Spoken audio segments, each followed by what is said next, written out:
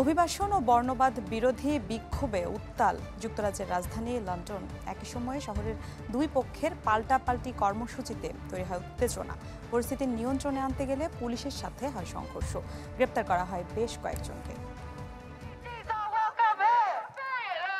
লন্ডনে অভিবাসন প্রত্যাশীদের আশ্রয় দেয়া দুটি হোটেলের সামনে অভিবাসন ও বর্ণবাদ বিরোধীদের দুই গ্রুপের পাল্টাপাল্টি কর্মসূচি।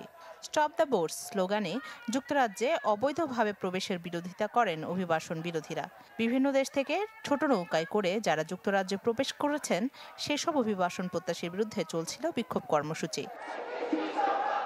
একই সময়ে স্ট্যান্ড আপ টু রেসিজম স্লোগানে জড়ো হতে থাকে বর্ণবাদ বিরোধী বিক্ষোভকারীর আরেক দল।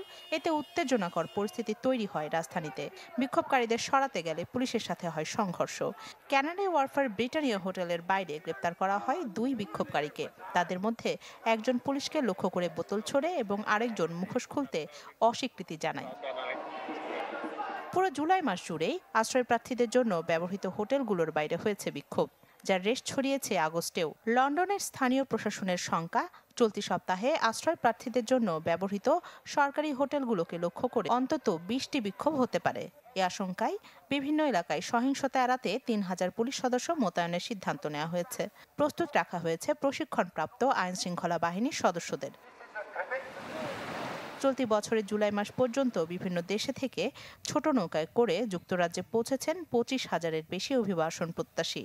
অবৈধ অভিবাসীদের ঠেকাতে প্রধানমন্ত্রী কিয়ার স্টারমার যখন অভিবাসন নীতিতে কড়াকড়ি আরোপের নানা পদক্ষেপ নিচ্ছেন, ঠিক এমন সময়ে বাড়ছে সমুদ্রপথে আসা অভিবাসন প্রত্যাশীদের দৌরাত্ম্য।